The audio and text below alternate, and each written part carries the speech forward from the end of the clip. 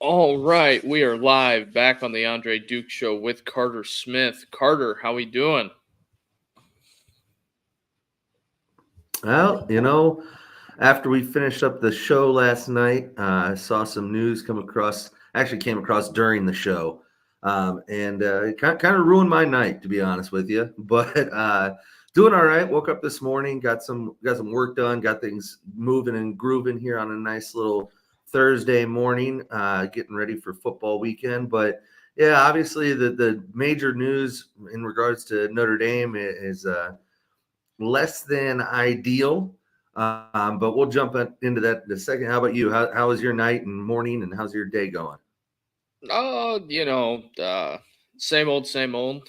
Got some work done last night, and when we were in the middle of the show last night, we're not on our phones while we're doing the podcast, so Mhm. obviously we missed the Deuce night thing, and we did release a video from, I believe, August 21st. We re-released, and Yeah, we were we've been way ahead of the curve on this, and for some of the people that were out there that were poking fun and said he's not flipped yet, or said he's not going anywhere.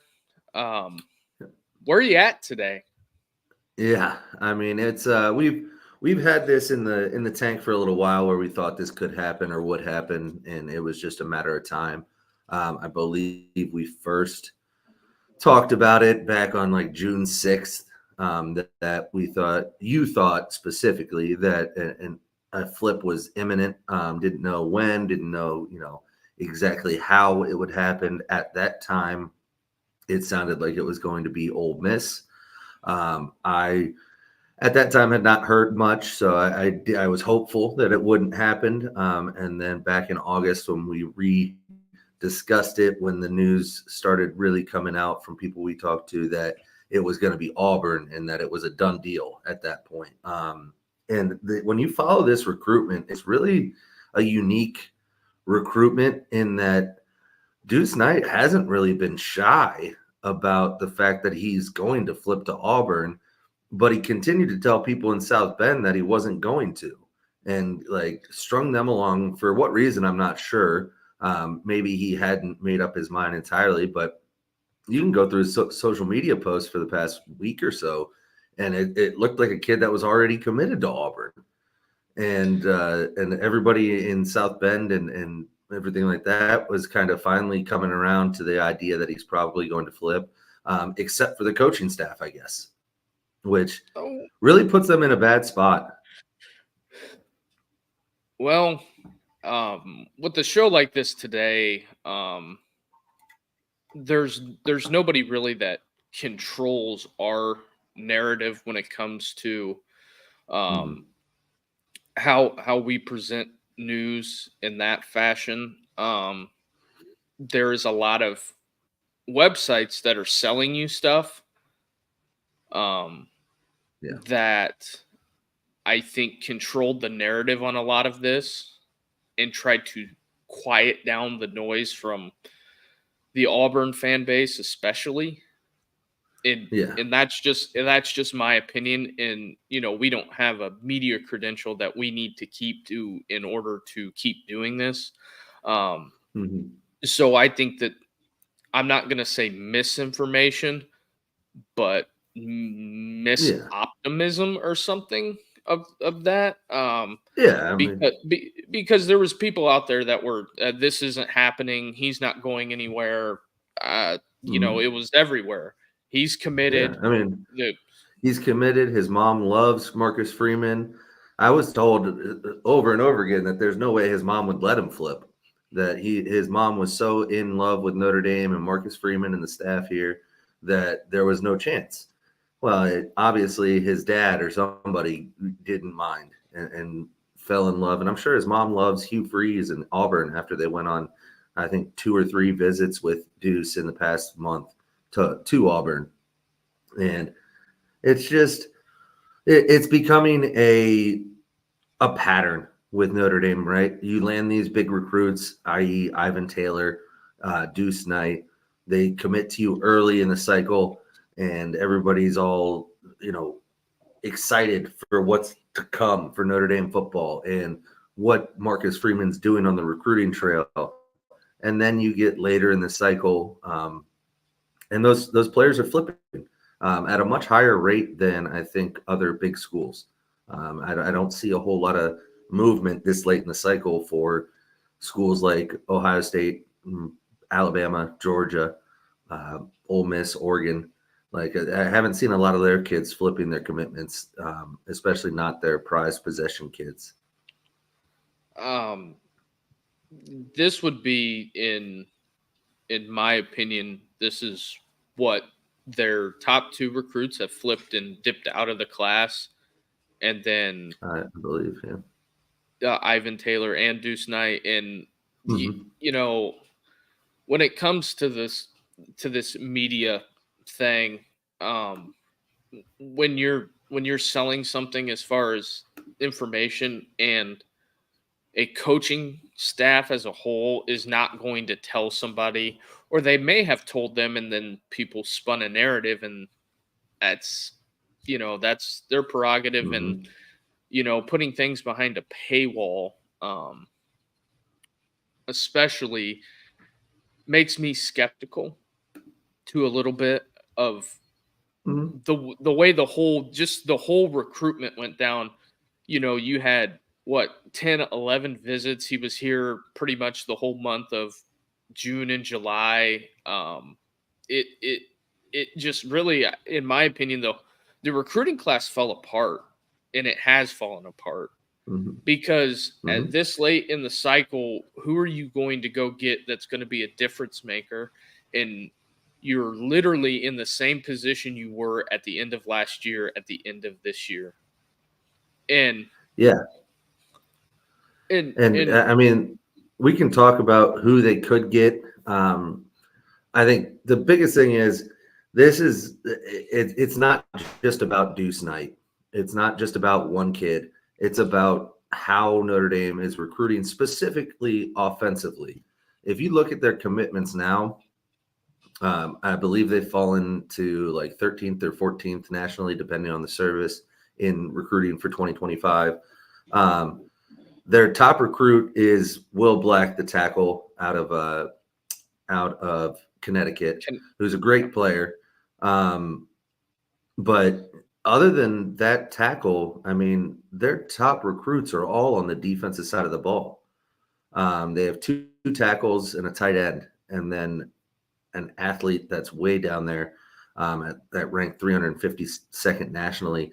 So they're offensive recruiting. There's something wrong with it. I mean, you need to get better offensive players, skill players specifically, and they're just not able to do that for some reason. And as far as where they go from here, now the good news for Notre Dame is I don't think they need a big time quarterback recruit in the 2025 class. You obviously have CJ Carr, who's on campus, seems like he's the next in line to be a multiple year starter at Notre Dame. In the 2026 class, hopefully you hold on to him. It seems it's early, obviously, but he seems very committed to Notre Dame, and that's Noah Grubbs. So you don't necessarily need a big time recruit at quarterback in this cycle. It would have helped. You would have liked to stack talent because the transfer portal is always open. So CJ Carr could transfer at the end of this year or, next year if he doesn't win the starting job and wants to get out of there. Noah Grubb could flip at any moment. He could transfer after his freshman year. So you want to stack talent, and that's what all the good programs do, the elite programs do. As far as who they go after, I read an article that listed like 6 targets. None of them are that exciting. You have Bryce Baker out of North Carolina, Jason Collick, who's a Minnesota commit right now out of California. You got Dash Beerley, who's a Washington commit out of California. David McComb, who's a Kansas commit. Wyatt Becker, who's a Utah commit. And then I think that might be and then Leo Hannon, who's a Michigan State commit right now. So you're looking to flip one of those guys. None of them are high 4-star rankings or anything like that. Most of them 3-star, but and which is fine. I mean, if you can flip one of those guys or land Bryce Baker, that helps, fill the void of Deuce Knight. That gives you a body. But you're just not going to get the level of player that you should be getting at the University of Notre Dame. I mean, it's a problem, man. I mean, this recruiting cycle has been so interesting. We talked about it way back in the spring when they had the number 1 ranked class in the nation, and I said, don't get too excited. People are going to leave the class. You're going to have people flip. You just need to hold on to the top tier guys, and they haven't been able to do that on the offensive side of the ball. Obviously, they didn't get Derek Meadows. They didn't keep Deuce Knight. They lost Ivan Taylor on the defensive side. I mean, they have Dallas Golden still and Mark Zachary at that position, the corner position, which is part of the reason maybe that Ivan Taylor flipped. But you need to get better at offensive recruiting. You're not going to be able to compete on a national level if you have 3-star guys that are your wide receivers and quarterbacks all the time. And that's something that we had talked about. I mean, if you want to go back and watch the older episodes, we don't have to rehash everything. But if you're Deuce Knight, and this is just me looking at it, we're not at practice and we're not, watching them stretch, taking some videos of, we're not there watching inside drill, obviously, but I had a conversation with somebody on another platform about when the Deuce stuff started swirling in the spring, about if the kid does flip or a potential flip, you're look at the wide receiver room. On the show account, we saved some receipts on some people, and it's out there, but we put it out there for people to look at, and especially that person. It's not even comparable, and I get it, the numbers at Ohio State, but you've got Riley Leonard here, and the offense is anemic. Yeah, the offense is honestly putrid. It's below subpar, and if you're Deuce Knight looking at that, you could say what, A&M was they are a good defensive team, but whenever you're rolling out there, your leading receiver has 181 yards and 1 touchdown. Like you can't and I just or maybe 2 touchdowns, but you cannot continue to do business this way, in my opinion, as being a Notre Dame, the University of Notre Dame. And also, here's something I wanted to run by you. Do you think but do you think guys are committing to Notre Dame to drive up the price? Because I honestly think so. It could be. I mean, it definitely could. I think nationally, there's a feeling amongst the college football community that if somebody's committed to Notre Dame, that definitely doesn't mean they're closed for business, right? I think everybody, and I think everybody recruits the kids up until signing day, no matter who they're committed to, because flipping is so easy now, specifically with NIL and everything like that. If you can find the right package, you can get kids to flip much easier than in the past. But I definitely think that, that could be part of it, is you flip or you commit to Notre Dame early because it's Notre Dame. It's a nationally relevant program. It has a national fan base that the fan base is going to get behind these kids so early in the recruiting cycle. And really, I mean, the amount of Notre Dame fans that were Deuce Knight just stands, like, and not that you shouldn't be. He's a great kid, great player, but the amount of people that were just out there defending him whenever the idea of flipping came, it just upped his celebrity in the high school recruiting space. So it definitely could drive up the value. I don't see why not. It's just, and when they had, I mean, they had, I think, 26 commits back in April. And I'd said that's a lot of early commitments. You're going to lose some of these. And I think they're down to like 22 now. They've obviously gotten a few and lost more in that time. But it's just overall the recruiting process at Notre Dame, there's something missing because you're not able to land the kids you need to land. So, with that being said, this leads me to my next point. There's nobody around there saying that there is this issue, but I'm saying there's this issue. I think NIL is, I think it's a dumpster fire like Ohio State's was 2 years ago. Because there's a missing factor here. And, with all the offensive issues, I mean, the Derek Meadows thing, I can see the LSU thing. They just put 2 guys in the first round. They just had 2 first-round draft picks. That makes sense. But Auburn is, Hugh Freeze is completely rebuilding that program over. So he's building it from the ground up. So for him to land, the 4/5-star kid in Deuce Knight, that's a gigantic get. And and there was some screenshots floating around out there, and that's why I brought this up. It said the only thing Hugh talks about is money.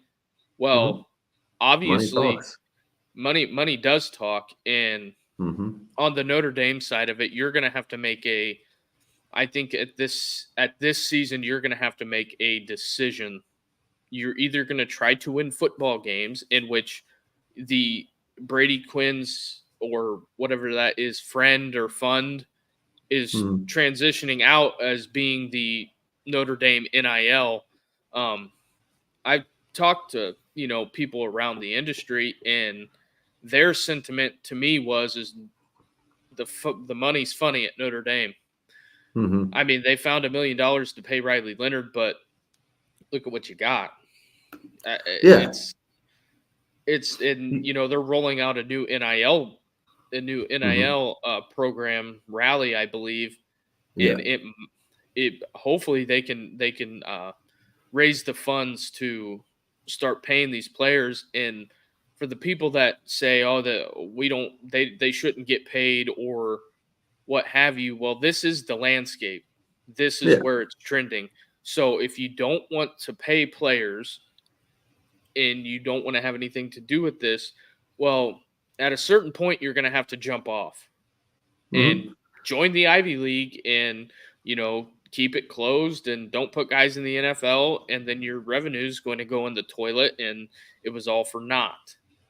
I mean, I absolutely think there's something to be said about the NIL situation. I'm not intimately familiar with it or have any inside knowledge of what it's actually like. And I think a lot of people don't know.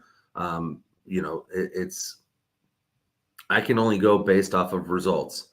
And the results are Notre Dame's losing kids left and right to bigger, or to not even bigger programs. I mean, if they were losing kids to Georgia and Alabama all the time, I'd understand. I'd be like, okay, well, those are the big boys. They have more money. They're willing to spend it. Ohio State spent $20 million on this year's roster, allegedly. So I get that. Notre Dame probably isn't going to be the type of program that's going to spend $20 million on a roster. But if you can't spend at least 12 to 15, then you can expect to be, Clemson. And you just have to make a decision. Is that, I mean, are you going to actually put the work and the funds into being what you say you want to be? Notre Dame wants to be a nationally relevant program. They want to be in the conversation for national titles. They want to make the playoffs. They want to go deep. I mean, there's goals they have that they've clearly stated. And if you don't put the money to back those goals in today, again, I don't like NIL.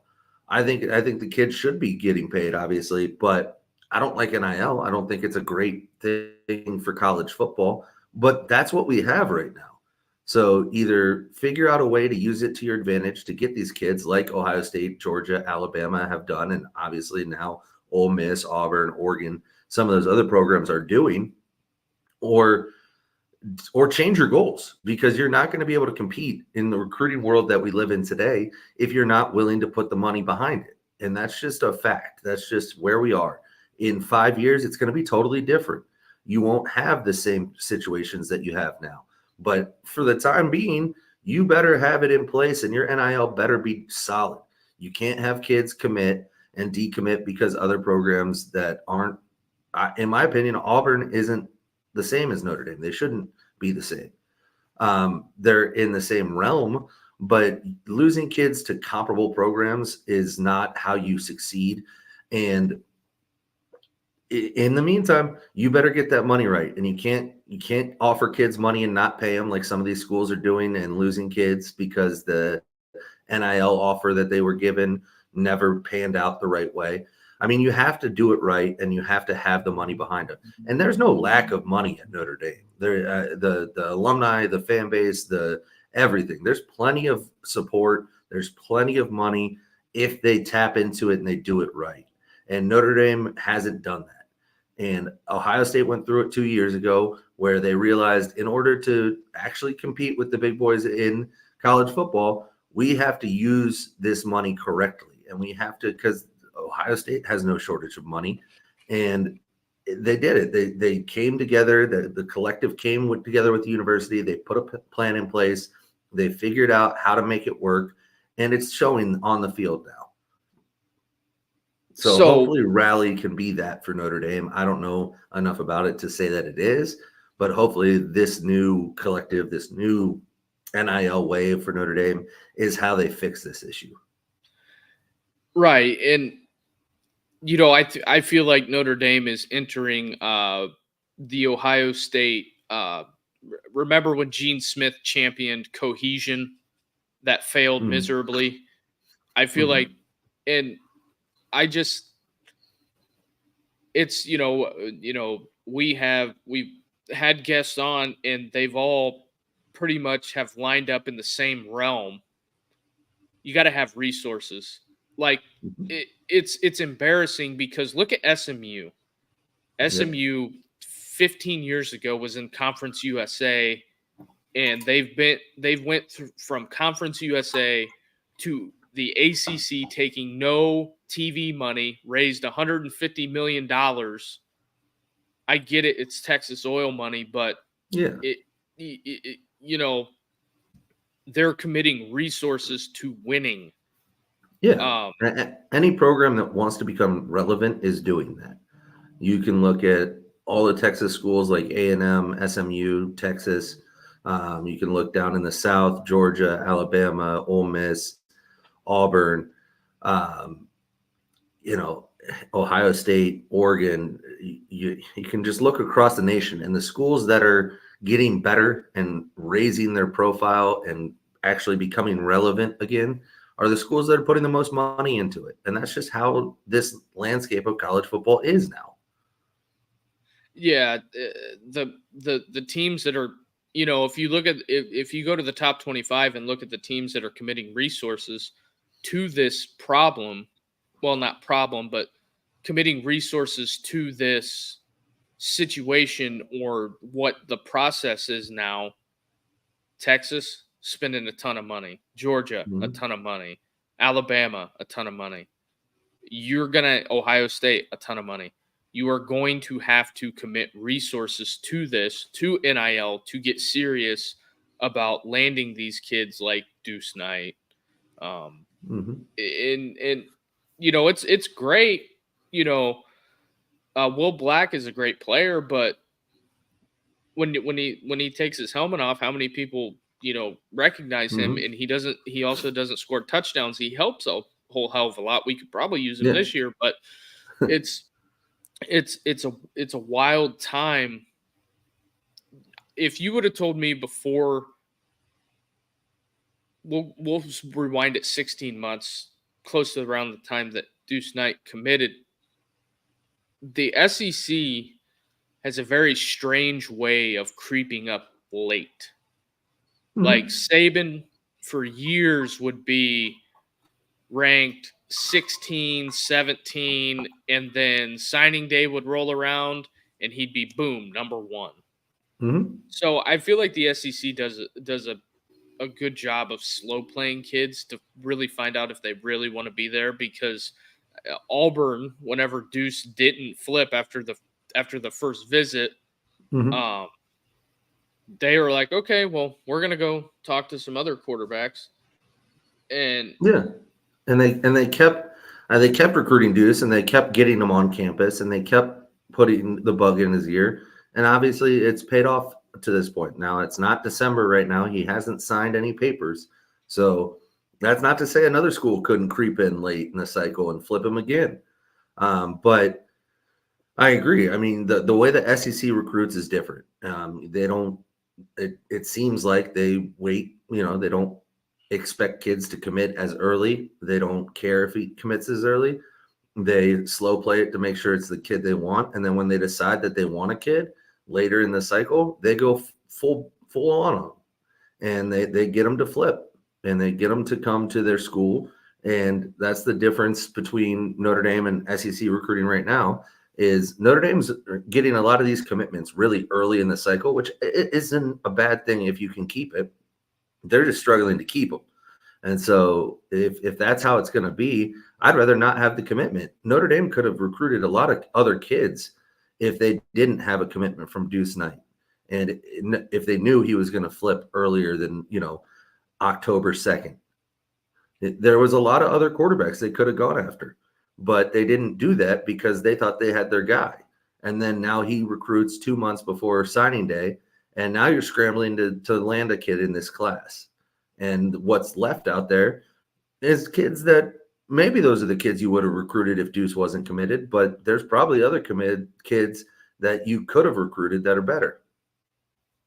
right, and you know, struggling to keep the kids is an issue, because the argument with the Marcus Freeman people is that he's elevating the recruiting to heights that it's never seen before. Okay, well, he had the chance to go out and land a top flight quarterback and he didn't keep him. And for the people out there saying that, oh, it's not over, it's not December yet, well, there it's the same damn people that kept on saying, well, he hasn't flipped yet. Well, now you see stuff on Twitter, well, we didn't need him anyway. And oh yeah, by the way,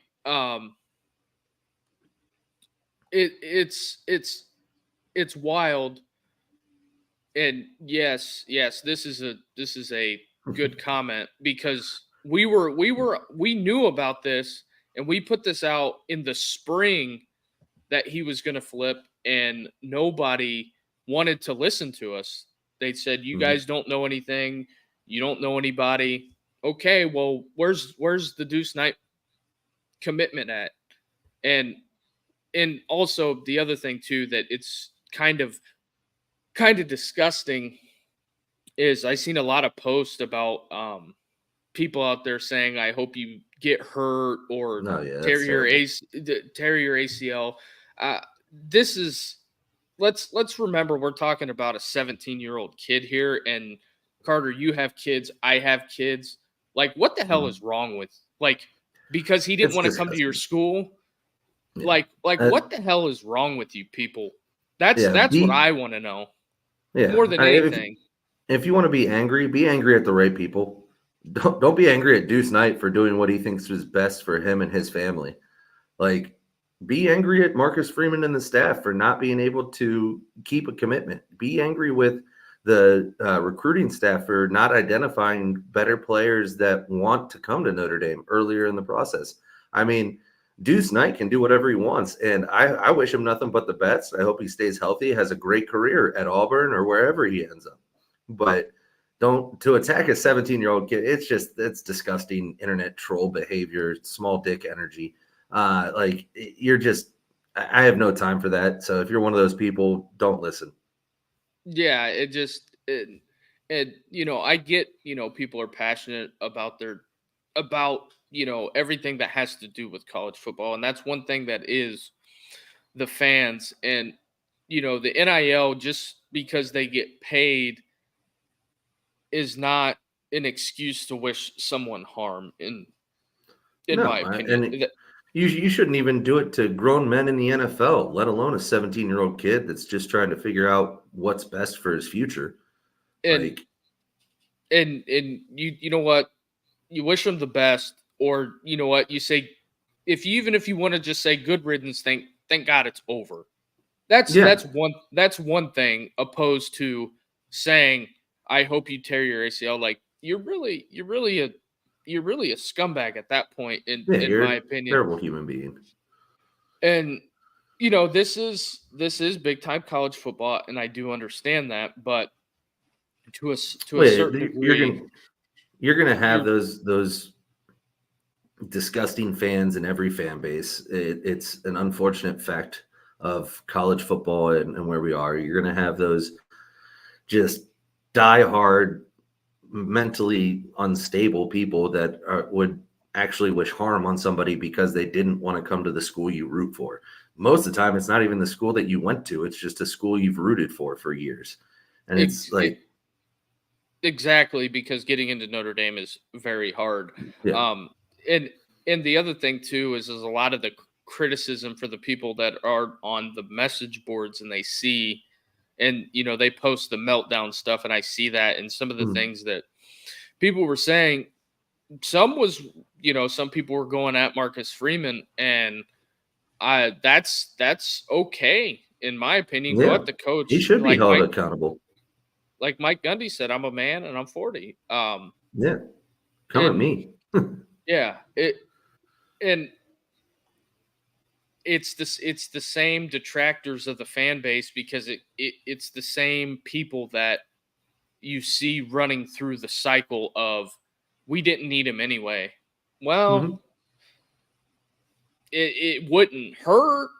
No, and the we didn't need him anyway crowd 6-8 weeks ago was telling everybody how great he was and how he can't wait to be part of the Fighting Irish. And then 6 weeks later he decommits, he flips, and now, well, he's not even that good. We didn't need him anyway. Like, okay, let's go through your timeline and see how deep you were down on him. Uh, you know, a few minutes ago. But it's whatever. I mean, that's typical fan stuff to say that, to be like, and it's like when somebody transfers out of the program. It's like, oh yeah, last year you were telling me how great he was, he's the best thing ever, and then he transfers, and you're like, well, he wasn't even that good. He transferred because there's younger guys behind him that were going to beat him out. Like, I doubt it, but okay. It's, some people want to chalk it up that guys don't want to compete for jobs, and it's just, it's where the program is trending. It's like, I look at it like this: if do you want to play your home games against Oklahoma, or do you want to play Northern Illinois, Miami of Mm, Ohio? Uh, uh, yeah. it I does. mean, this year's schedule doesn't help a whole lot, but I don't think that's necessarily anything. I don't think that has a lot to do with it. I think right now what it comes down to is the product on the field for offensive recruits specifically, and your opportunities to play on a big stage. Notre Dame's always going to have big games, but you're not going to get. And when it comes down to it, NIL, and I think it comes down to NIL, talent on the field. I mean, if I'm Deuce Knight and I'm watching the product on the field right now for this offense, I'm like, oh boy, I don't know if I want to be a part of that. Because it's literally it's a dumpster fire on offense. There's, Mm-hmm. no identity, and your quarterback is your top running back. Mm-hmm. It's just, it's mismanaged, and then, you have the beat fellas out there pumping the drums, in which the coaches inside the athletic office are not going to say, yeah, we're uh we're going to lose this kid. And then, some of the people had, came out to get ahead of the curb and say, well, from what I was told, the coaching staff wasn't planning on him being part of the class. Well, we said on the pregame show about 2 weeks ago, then why the hell didn't you yank the offer if you're not planning on him being there? Yeah. Or at least start recruiting the other people and tell them, yeah, he's probably not coming. But, and beyond just that, I mean, the thing is, obviously, Auburn made a pitch that he liked. And, the difference between maybe what he sees on the field, because if you watch Auburn play right now, they don't look great. They're not a very good team. The difference is you have Hugh Freeze going in front of the media saying, we had 57 players transfer out. This team sucks. I have to deal with shitty players. And so, Hugh Freeze is going to Deuce Knight going, yeah, we don't look very good right now because we don't have players like you. Whereas Marcus Freeman's going out there saying, no, Riley Leonard's our guy. The offense is just, needs to find its footing, needs to get rolling, and probably isn't going to Deuce Knight saying, yeah, it'll look totally different with you. This guy's terrible. But Hugh Freeze has no problem throwing his players under the bus, which I wouldn't want to play for a guy like that, but that's just me. Well, also here's another thing when it comes to the Marcus Freeman stuff. Can we stop interviewing him before the game? Because it's not very good. It's like the last time he says, well, do what your coaches tell you to do and play within yourself. Well, what the hell does that even mean? I just it's a lot of coach speak. And I look at that and I just think, come on, Marcus, you gotta get this figured out here, because the quarterback issue is not going away because Leonard's out the door. You have CJ Carr, Kenny Minchie, and Angeli. If I'm Angeli, Angeli can hold their feet to the fire as far as I'm concerned. Yeah, I mean, I think there's a lot of confidence in CJ Carr being the next starting quarterback if he needs to be. So I don't know how much power Angeli has, because I think it'll be a competition either way. But I mean, that's the only hope, is that in Angeli and Carr and maybe Minchie, you have this room figured out next year already. And so bringing in Deuce Knight isn't necessary. But like I said earlier, you don't want to miss out on guys like this. You want to stack talent. All the best programs do. You very rarely see programs go recruiting cycles without big time recruits at quarterback position, because people are going to leave. I mean, shit. Look at Ohio State's quarterback room right now. You have obviously they brought in Will Howard, paid him $1 million. You have Devin Brown and Lincoln Keenholz, and then you have two freshmen in Aaron Nolan and Julian Saint. And they still have Tavian St. Clair coming in next year. Now, all those guys aren't going to play for Ohio State, obviously. You're going to have attrition. People are going to leave. But because they've stacked so much talent in that room already, when those players leave, they're not scrambling to find the next guy. They already have one or two ready to go. Because realistically, coming up on the springtime, you could have Angeli jet out, and you could have Minchie jet out, and then you're left with CJ Carr and Slappy McGillicuddy. Yeah, I mean that could happen. I don't think they'll lose both those guys, but yeah, I know what you're saying. And when you don't have a plethora of talent, or when you haven't stacked talent appropriately, that's how you get in a situation where you have to go get a Sam Hartman and then a Riley Leonard while you try to stack the talent. And the next issue you have is, okay, well, CJ Carr is going to be a sophomore. What freshman quarterback's going to want to come sit for 3 years? Yeah. So internally, you're right back in the cycle again. Mm-hmm. So I don't know. Every program has to deal with that. So, and there's other programs that are able to do it. Like if we come to this point next year and Ohio State's lost Devin Brown, Lincoln Keenholz, and Aaron Nolan, or Devin Brown, Aaron Nolan, and Tavian St. Clair, and all they have is Keenholz and Sayin, then I'll say, okay, well, Ohio State needs to get better in this situation. But that's just one example I'm using. But that every program deals with that situation where you have talented kids that you have to still recruit the next year and tell them, hey, that's okay, you're talented too. Come in and beat them out. or he's only going to play 2 years. You're going to redshirt, and then for your sophomore year, your redshirt freshman year, you're going to play significant snaps, with him. And then he's going to go on to the NFL or whatever. And then it's your program, and you have 3 years to do it yourself. I mean, that's been how recruiting's been forever.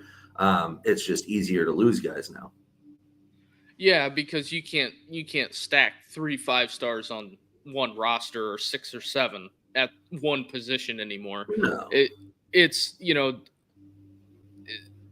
I would almost say depth is almost kind of an illusion. It's kind of like fool's gold, because if you get in any situation at all, to me, everything that tells me is that with Angeli being the first guy in off, in the Purdue blowout, with Angeli being the first guy in always, I don't think that's a good sign for CJ Carr. I don't think it means anything at all, because you can look at. I'll continue to use Ohio State as an example. Devin Brown's the first guy in every game, and I don't think Devin Brown's the starting quarterback next year. So I don't think it means anything at all. I think they're playing for this year, and I think they know if Riley Leonard goes down, Angeli's gonna be the guy this year. But they fully believe CJ Carr is the guy next year. So you need to get Angeli or Devin Brown in Ohio State's situation as ready as possible in case there's an injury, because you don't want to go to the true freshman either way. That guy's gonna play next year or down the line. So you play the guy that is going to give you the best chance to win this year, and then worry about next year. Yeah, it's, I just try to look for a situation to where it's not kicking the can down the road every recruiting cycle, because it feels like it feels like you're kicking the can down the road, and let's be honest here. Let's have an honest conversation. Brady Quinn's the last Notre Dame quarterback to win a game in the NFL. Yep. So there's somewhere where you have. I don't know about that. Didn't Jimmy Clausen win some games? I don't know. He was with Carolina, and I know what he didn't win many. I know that, but I think Brady's the last one, and I want to. I don't know. Somebody in the comments will definitely correct us, but. Yeah. But either way, it's been a while. Let's just say that. Or even had a quarterback drafted in the first round. It was Clausen the last one. Yeah. Because I believe, what was it? Mel Kiper said he would sell his house if Jimmy Clausen wasn't a elite quarterback. It just I don't want to say this screams incompetence on the recruitment of Deuce Knight, but when the guys on the beat, they come out finally after all this time, well, they never planned on him being part of the class. Well, then that is the most absurd thing I've ever heard. It'd be like dating a girl and then she goes to prom with another guy, and you come out and say, well, I never planned on asking her to prom. It's like, okay, sure you didn't. Well, it's just like, okay, you want to thumb your nose at, the general public here. Well, it's disingenuous. I agree. Reporting, in my opinion, I get it. You have a job to do and you have a credential to retain, but you've got to have some realistic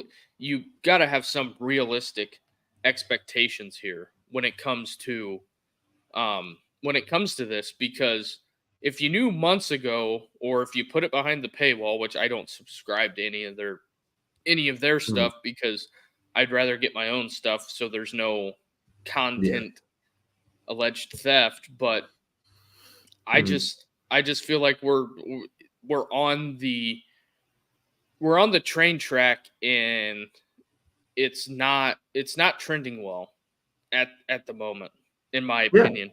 Absolutely. I agree completely. I think it's just at this point, for Marcus Freeman at this point, there's two things. You have to figure it out on the recruiting trail, and you have to figure it out on the field, which are the two things you were hired to do. And it's not getting better on the recruiting side, and it's not getting better on the field either. Because going into this class, they have nothing on offense outside of the kid from Tampa, the running back, Justin Thurman, I believe. Yeah, Outside of so. outside the running back and the tight end, what you're not adding to the problem. Yeah, Or I mean, the you're only not. thing they have are 2 3-star wide receivers that are NFL legacy guys in Burris and Bettis Jr. Is that going to fix throwing the ball down the field? Who knows? I don't know. I mean, maybe they're just under scouted kids that are actually much better than their ranking, maybe. But it's not that's not a good formula. This whole wait and see thing. We seen it with this past offseason with the wide receiver room, that we got tagged publicly with the 40 times, and these guys can play at Ohio State. Well, looking at the production through the first 4 games for both teams, you tell me. I said it in the spring, and I'll say it again. There's not a single wide receiver on this roster that would play it down at Ohio State or probably Alabama. They just wouldn't. Bo Collins would never see the field. He's too lazy. He's too slow. He can't create separation. Do you think Bo Collins is getting snaps over Jeremiah Smith, over Brandon Tate, Carnell Tate, or Brandon Inniss? No. And Brandon Inniss is struggling to see the field because he's kind of lazy at times. Yeah, it's a wild trend to say that you are going to go in a press conference and look it in the face and say, well, we could have been better to, blah, blah, blah, blah, blah. Well, you fed us a line of shit for 6 months about this situation, because the inside info that I have was that the Auburn deal was done. Yeah. At the end of July, it was a done deal. Mm-hmm.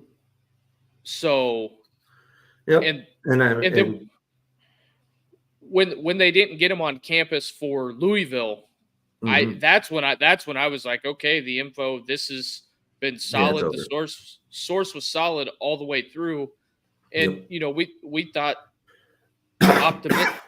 optimistically we thought, I know you were a big proponent of, if we can hold it until we can get it in the season, let him see the offense. Well, he's seen the offense. Yeah. Well, I said that in the preseason when we were talking about him possibly decommitting after week 1.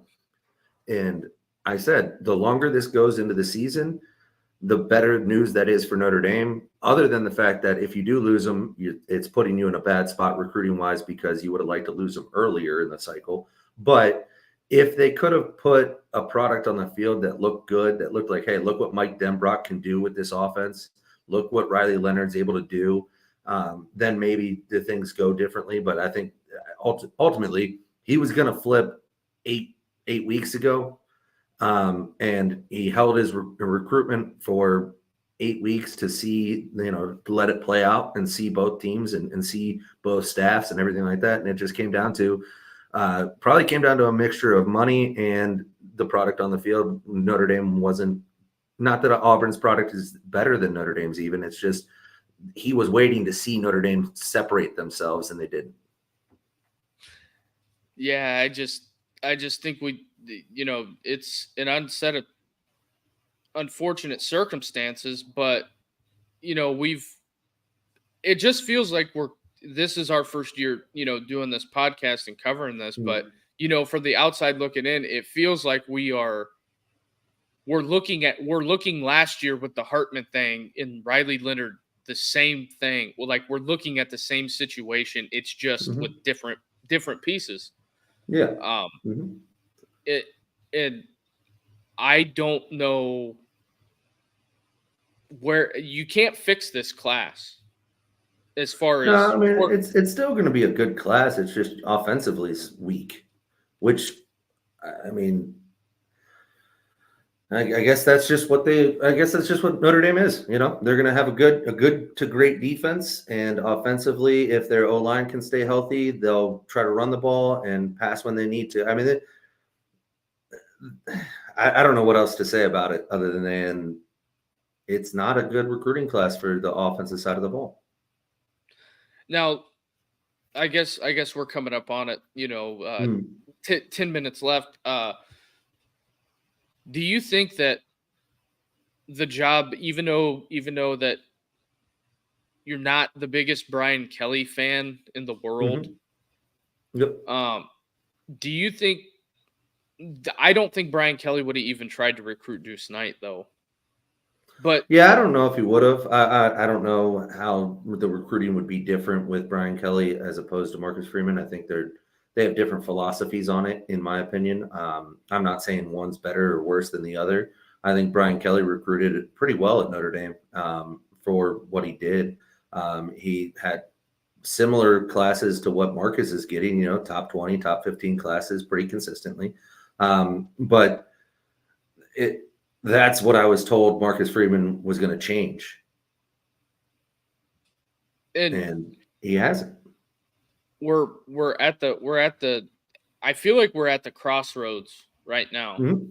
And Army looks good, Navy looks good, USC that TBA, don't know who's getting off the bus there.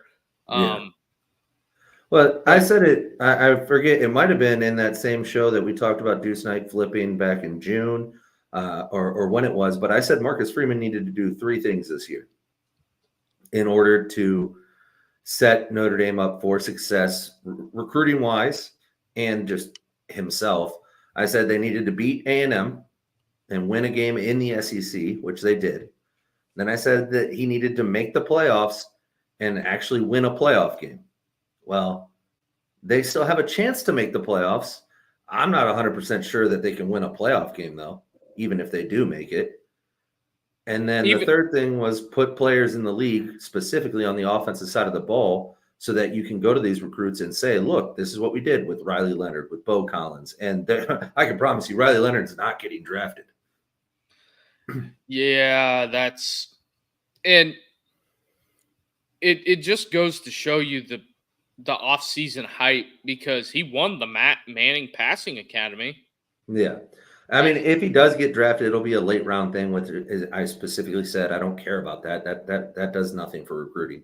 You have a 6th-round quarterback go. No quarterbacks coming in going, I could be a 6th-round quarterback. That sounds great. Now, it's a big deal if you're like a group of 5 team. That's a huge deal. But yeah, well, not if you want to recruit at the level Notre Dame wants to, or compete at the level that they want to. Yeah, being in the playoffs, and it's we're I feel like we're that dog chasing the tail at this point. We're the big swing and miss on Meadows. I can't think off the top of my head the other receivers that they missed on, but they missed on. I'd have to go back and look, but yeah.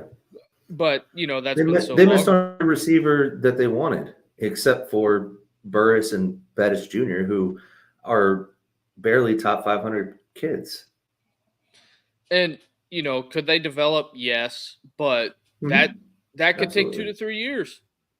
And I mean, the other thing is, we're talking about the same things over and over again in every phase of being a head coach, right? So we're talking about the same things on the field every week, where the offensive line is trash because of injuries and being young, where the offense can't move the ball through the air because Riley Leonard's not a very good quarterback. He's a great athlete.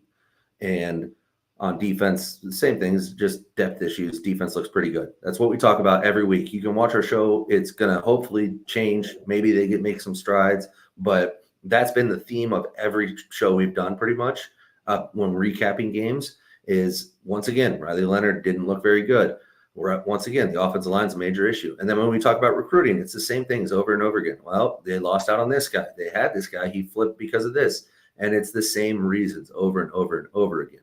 And hopefully with some of the changes to the NIL with this new rally collective or whatever it is, and things like that. Hopefully, they're making changes to change that narrative and to change that situation.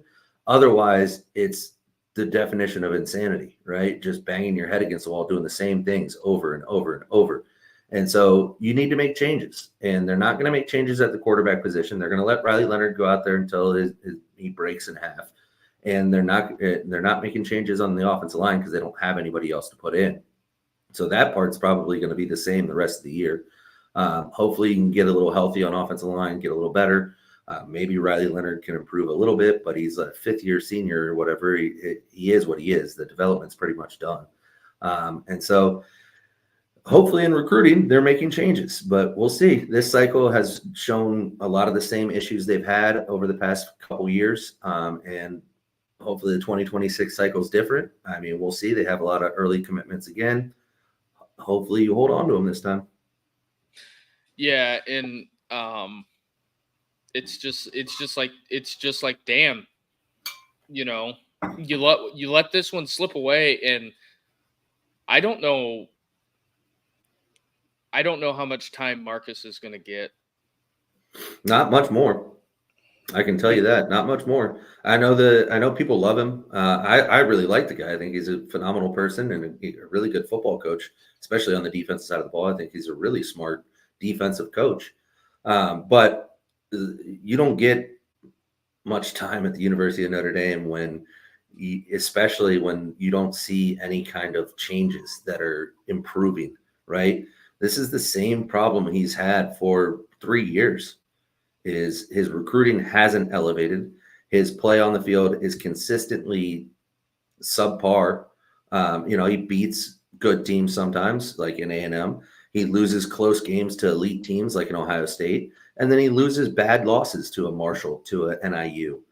And so it is what it is at this point. In order for it to change, in order for him to have any longevity at the university, there needs to be changes. There needs to be progress, and there hasn't been any. And I totally agree with that. It's not that we're picking on Marcus personally. It's just the fact that not at all. You've got to correct these issues in this is another recruiting cycle with another gaping hole, the quarterback position. So I would not be shocked I wouldn't be shocked if they don't hold some scholarships and see who's in the portal. Maybe. It depends. Depends on how confident you are in Angeli and Carr. But you definitely don't. There's not a school in America that's going to say, "Oh, we won't even accept or look at the portal." Everybody's going to look. Except Army, Navy, and Clemson. Well, yeah. Well, obviously Clemson, yeah. But you mean to tell me if Nico out of Tennessee somehow goes into the portal that every school in America isn't considering taking him if he wants more money? I know he's getting like $8 million down in Tennessee, so that's probably not going to happen. But I'm just saying, if somebody like that or an Arch Manning enters the portal, every school in America is going to be like, well, our room's good, but that's nice too. Yeah, it's, but then again, you brought Tennessee up. What did they do? Committed resources. A ton of resources. Went out and they paid a kid a bunch of money. They rolled David Sanders. They got Nico, and we're getting ready to wrap this show up, and we got the Notre Dame's off this week, so we maybe talk about the Saturday schedule. Are we going to roll a midday show on Saturday? Probably. We'll probably do something. Yeah, I'll have to look at my schedule with the kids' athletics and everything like that. But yeah, we'll do something. Yeah. So, and I just feel like it's almost getting to the insanity point where I'm at with it, because, and for the people that are new to our show that are watching out there, come on over to YouTube and hit the like and subscribe and turn on the bell notifications. We're trying to grow this, and one of the main things that we're doing by trying to do this show is have an honest conversation. When we know something, we put it out as quick as possible. We're not trying to do there is no paywall here. When we know something, we'll put it out. We don't really report injuries or anything like that unless, the beat guys do it. But No, and ultimately, we're not breaking news most of the time. I mean, sometimes we get tips and things like that, and we'll float them out there and let you guys know. But ultimately, what we're doing is just trying to have a conversation about college football as a whole, specifically relating to Notre Dame a lot of times, and just be honest about what's going on, which I think a lot of people, you don't get that everywhere. And so just and I hope everybody understands that when we're talking about these things, specifically right now about Deuce Knight, Notre Dame, everything like that, it's not us being negative.